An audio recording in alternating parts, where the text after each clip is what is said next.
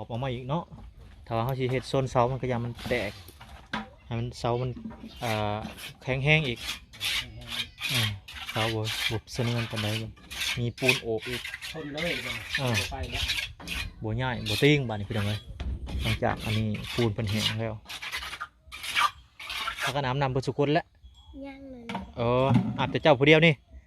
ถึงเจ้าสิกินยังสะเบิดบ่มีแนวกินเนาะจี้ข้าวจี้เด้นี่เป็ดกับไก่นี่ใส่เลยเอาได้ไหม ตอนนี้ยังวินอยู่บ่ตอนนี้เอาสิจะไปซื้อยาเด้อให้ไผก็ได้ไปซื้อยาเอารถจักรไผขี่รถจักรเป็ดเอาพาเขาไปซื้อของกินเด้อมีบ่มียังนึงกินเอาจะซื้อยังก็ได้ซื้อ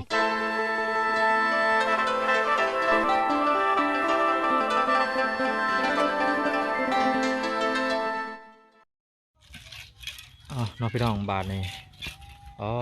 โต้เขามาอัปเดตครั้งที่2พี่น้องทาง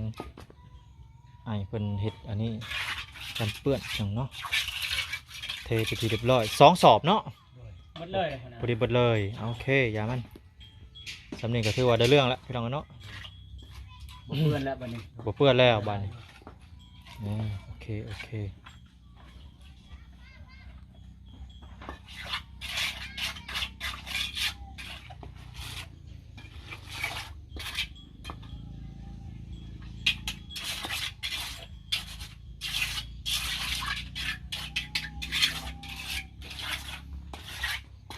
ถือว่าได้เรื่องพี่น้องสำเนียงก็ได้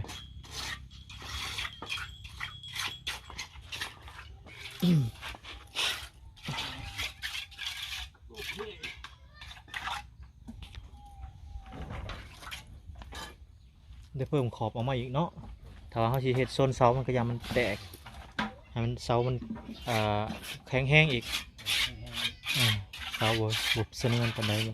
มีปูนโอบอีกทนเลยไปแล้วบ่ง่ายบ่ติ้งบาดนี้พี่น้องเอ้ยหลังจากอันนี้ปูนเพิ่นแห้งแล้ว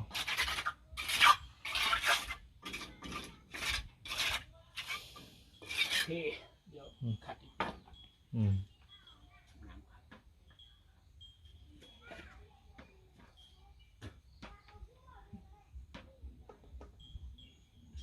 สมิก็ได้อยู่ดอก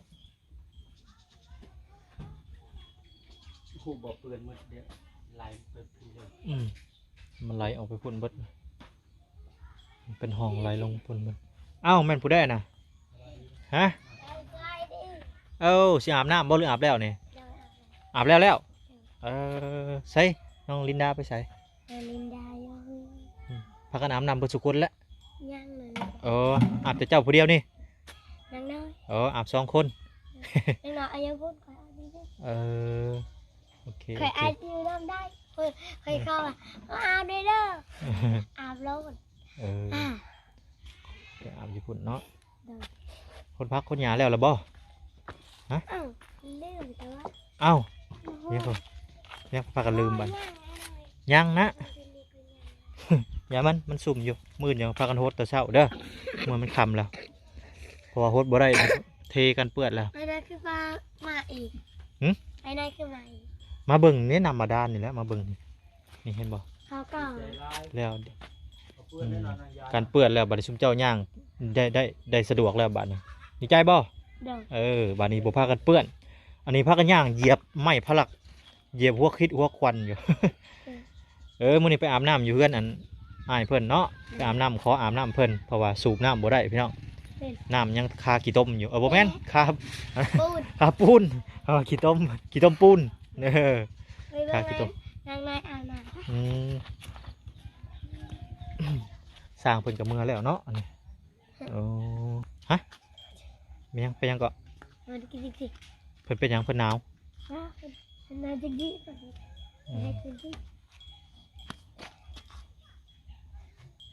เพิ่นกินยังฮะคนเบิ่งโทรศัพท์เพิ่นเบิ่งโทรศัพท์อุ้ยมาเฮายังไปเบิ่งนางนายอาบน้ำไปเบิ่งนางน้อยอาบน้ำไปเบิ่งให้ยังน้องน้อยอาบน้ำให้นางลินดามาพี่หนาวไม่ได้เคยกินปลาเคยนี่ฮะกินปลาเคย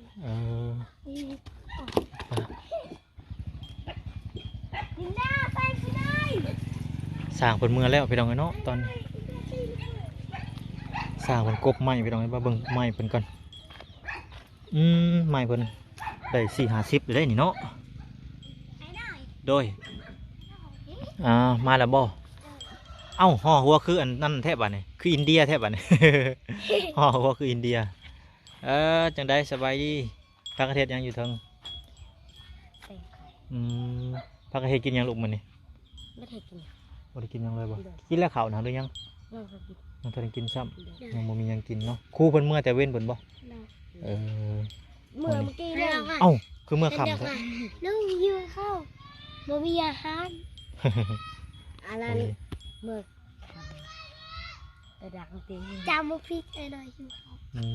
แต่มาพริกดูเขาเนาะ ครูแล้วกินข้าวก่อน บ่มีหยังกินเนาะบ่มีอาหารกินพี่น้องเอ้ยทั้งคู่ก็เมื่อแล้ว กินเรียนกินข้าวไปจอยละไอ้นั่น ถึงเจ้าสิกินหยังซะเบิดบ่มีแนวกินเนาะจี้ข้าวจี้เด้นี่เป็ดกับไก่นี่ใส่เลยเอาได้ไหม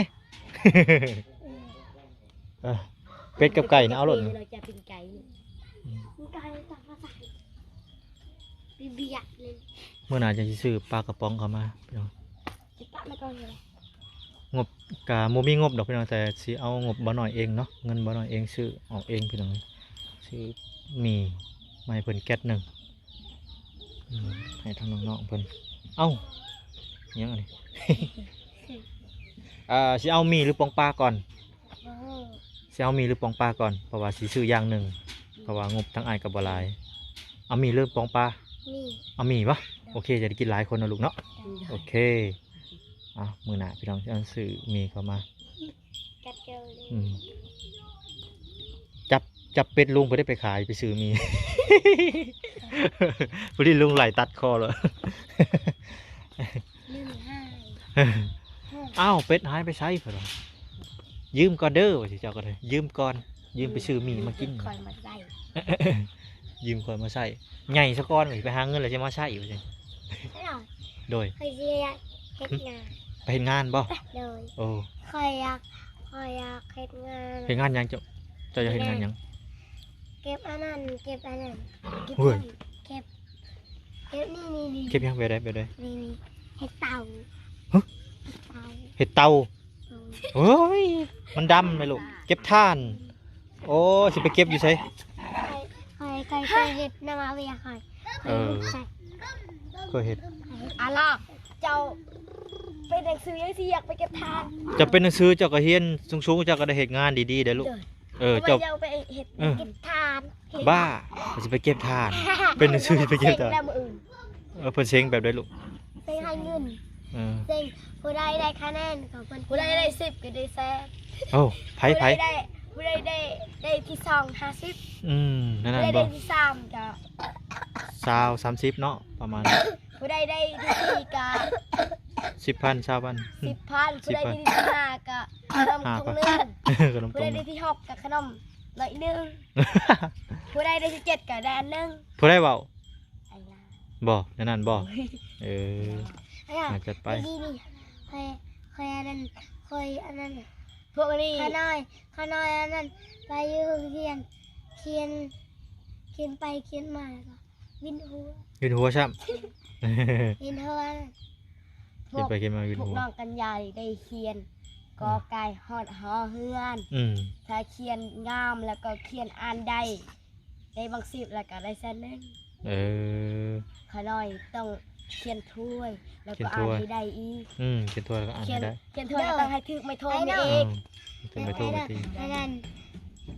ไอ้นายไปนักเจ้าญี่ปุ่น แม่ ไอ้นายญี่ปุ่นมา โอ้ย ตลาดรถเลยจ้ะไอ้นายจะเอามาไอ้นั่นข้าวไอ้นายเยียนอะไรนั่นอันกาไก่แล้วก็ยอยา ก็ไก่ยอยาก็ไก่ขอไข่ก่อนได้ลูก ขอไก่ประมาณยอยา อย่าไปเผากินก่อนลายยานะยาแต่ยา แล้วก็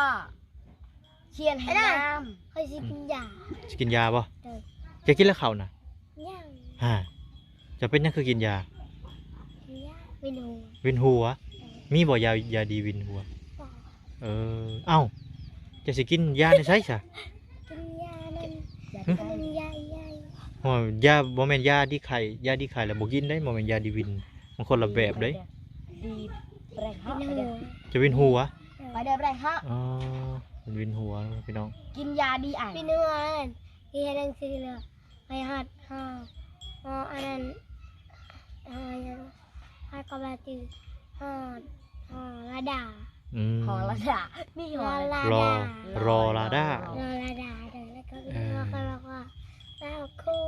ใครก็เล่นคอย อืม คอยวินหัว แลนด์จ้อย บ่มียาดีวินเนาะ เดิม ฟังเบิ่งมื้ออื่นก็เข้ามาก็สิก็บ่ลืมก็สิซื้อมายาดีวินหัว ต้องยากันโชมบ่หรือว่ายาพดบ่ นั่นน่ะ ยา ไป ดีวิ อาน บน้ำ ใครเนี่ยล่ะ ไม่ได้เจ็บเลย อืม ไปเช็คอาบน้ำแล้วก็เจ็บ อ้าวคือเป็นอันนั้นเนาะ โอ้โหครับไม่ได้ไข่เลย เบิดหัวนี่เจ้าเจ็บหัวแห้งบ่ เมื่อ บ่ กี้ เจ็บหัว ตอน แห้ง เรือ ก็บ่เป็นหยังเนาะ อันนั้นคอยเฮียนจิ้มหัวให้ แล้วก็ใครตัดมาใส่มักแต่งกับเป็นเรื่อง อืม ตึงเห็นก็เป็น ตอนนี้ยังวินอยู่บ่ตอนนี้ ตอนนี้ เอาสิเจะไปซื้อยาเด้อให้ไผก็ได้ไปซื้อยาเอารถจักรไผขี่รถจักรเป็ดไปซื้อยามากิน ถ่าย อันนี้แซ่นบ่เรื่องแนวใดบ่ฮู้ ตาคอยมาไป อืม เดี๋ยว ใคร ค สิ น เป็ ไป นเสือจ้ะ ใครว่าเป็นกี่ บ่เป็นขี้ ไอ้นั่นพ่อคอยไอเฮียนน้องลินดารถจักรยานห่างมาไอเฮียนน้องลินดา เฮ็ดหยัง คน ล่ม คนใช่จริง เออ เย็นแต่บิด เย็นแตะบิดไผก็เป็นจังซั่นแหละโอ้อาให้ปล่อยลงคอยเลยหัวชักกระเทียมเลย เย็นรถถีบครั้งแรกๆไผก็บ่เป็นตะบิดก็เป็นอันนี้แหละหึ น้องตีนานคอยเคี้ยวไหม อืม ใครแม่งานนั่นน่ะ กินขนมหลายบ่ นี่ก็อันนั้นคือเคี้ยวเฮียน กินขนมหลายบ่จัก บ่โดย เอาบ่โดย กินขนมหลาย ขนมข้าวไอวัดกินร้อนกะหวานกินดูดนมแดงกินขนมแดงกินพอใครไปบวช ไปบวชอืม ให้ตะแคง อืม ดนตรี บ่มีหยังกินน้องมื้อแลงเนาะ โดย อ้าว ปฏิอาหาร ไปไล่จับเป็ดนะไป ไล่จับเป็ดลัด เป็นไรปฏิหาร ปิงเราบ่ให้ดอกเราสิไล่ขายซื่อ เราบ่ให้ดอกเราสิไล่ขายซื่อเออ ไรคากับหาย บ่คือกันได้ เาให้ดีว่าจังเลย เอาหายได้บ่ เอาหายดีกว่า ไรค่ะ ไล่ตี ไรค่ะ ไล่ตีตุ่มนี่ คือว่าไรค่ะ บ่ไล่พันนี่ไล่ขาไล่ตี เอิ้นว่าขาแทงนี่ประมาณนี้ คอยแสดงอันนั้นไรตี ไล่ตี ประมาณนี้ สมิโนปาย ไอ้นั่นมันคล้ายว่าเป็นนังซีนี่คอยสิล้างจาน หึ คอยสิล้างจานคอยสิ ล้างจาน ล้างจานเลยเขากิน มันเมื่อยเลย หั่นเห็ดแพมเพอเขากินเลยอะเบิดเลยล้างเอา ต้องเป็นได้ลูกเป็นชุมเจ้าก็เก่งเลยเจ้าก็เขียนขอไก่ขอไข่ขอควายงองัวเป็นละเด้ไผสิไปเป็นโลดแป๊บเดียวมันได้สิเป็นเขาโรงเรียน เป็น เอ อ อ ยู่แล้ว เป็นอยู่แล้ว ใหญ่ มาเป็น แหน่อย่าบอกอย่างฉัน สิ ไม่ ไป ลูก เคย เดี๋ยวอะ เคยบางที สิ นะ ไปเฮ็ดหยังไปหลักเป็นหนังสือกับไปเฮียน มาเป็นฮะอันนั้น ไป สระอะสระอาสระอีสระอีแล้วก็ เออตอนนั้นก็เป็นแหละลูกเอ้ย สระอะสระอาสระอี อืม สระอีสระอึ อืม สระอี นี่ พอ ท่อง แล้ว ได้แล้วท่อง สระ แล้ว อุ ห่าน สระอู ห่านจื้อเลยเดิฮะ จื้อขึ้นใจ เออจื้อพอแห้งแล้วนี่เราจะจังหวะบ่ได้ให้เป็นมาแต่เกิดแม่นอนน้องลินดา เคยบางทีเคยเรียนอนุบาลเลยก็เคยเขียนเขาบอกว่าเมื่อไปเงียบกันนะเคยกระแลมปุ๊บนี่ อ่า แล้วก็เขาว่าไปกินข้าวแล้วก็ไปกินข้าวแล้วก็เคยเมื่อเลย อ่า เคยนี่เคยปุ๊บนี่เขาว่าป้าสิไปทางได้นี่หลักเหมือนปึ้มก็ป้าเอาไว้หันนี่ แม่บ่เป็นหยัง เลยอ่ะตอนได้ไปเงียบกันเด้อเด้อมันก็ไปแล้วก็บ่เห็นเลย ไปใส่ก็เพื่อนไปว่ะ อืม แล้วจะกินข้าวอัน อืม เออ คอยเฮียนำอีนี่อันนั้นอีนี่อันนั้น ลูก ไผหมู่บ่ ลูกอันนั้นเลือกเอาเวีย เอาเวีย ลูกนั้นนี่วายสบาย เอ้าพาเขาไปซื้อของกินเด้อมีบ่มีหยังนึงกินเอ้า ขัดใจ จะซื้อหยังก็ได้ซื้อกันชูกันกิน2คนเจะอยากกินหยังซื้อกินเลยบ่มีตลาดแรงเนาะ มาขายตลาดน้อยมา ตลอดแรง ตลาดแรงมีหยังกินในตลาดนี่บ่มีหยังกินบ่ เลยแต่มาทำอื่น ถามอื่นเนาะ พริกก้อน จังพริกก่อนบ่บ่จำเลยเด้อเป็นกระเพาะเด้อจี้เขาจี้ท่าไข่ นางดินดาเนี่ยนะ ฮะ คนมากินพริกลายอันนั้นตามมะคุงนี่ยืนใส่ลาย อืม ฉันบอกว่า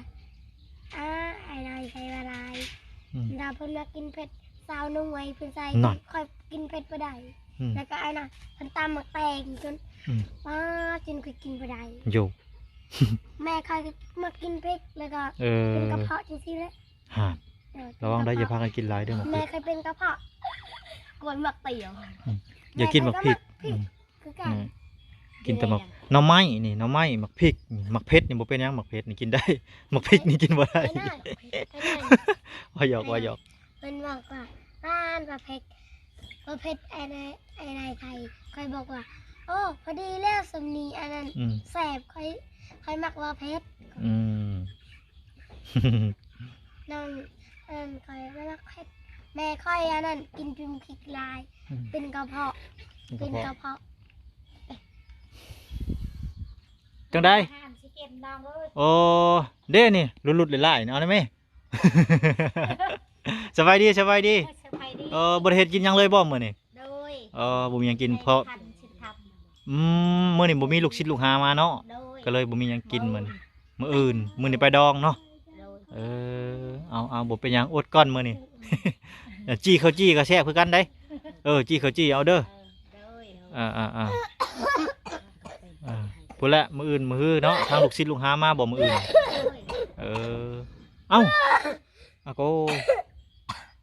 พากันไปซื้อยากินซะ โดย เป็นไงชัวร์จังเลย ว่าสิออกหน้ามื้อนึง เสียงนาออกไปยังนา สบายดีเด้อทั้งนั้น สวัสดี อันนั้น สบายดี เรื่องเครียด โอ้ออกยังเครียด โดย โอ้เอาไปพาพอได้กิน จัก มื้ออื่น แล้ว อืม ไก่จ้ะ ไอ้หน่อย หึ อันใครซียางไปซื้อ โอเคเอาพบกันมื้อหน้าซะมื้อนี้ก็สิกลับก่อนเอาเด้อสบายดี สบายดี โอเคไปพี่น้องเอ้ยบ้านนี้กลับบ้านกลับช่องมืดข้ามืดปืดตาแล้วพี่น้องเอ้ยผู้มาจักมาแต่ทางใดทำอะไรพี่น้องเนาะไปกลับบ้านพี่น้องพ่อๆกันมื้ออื่นสำหรับคลิปนี้ก็ขอกล่าวคำว่าสบายดีพี่น้องสบายดี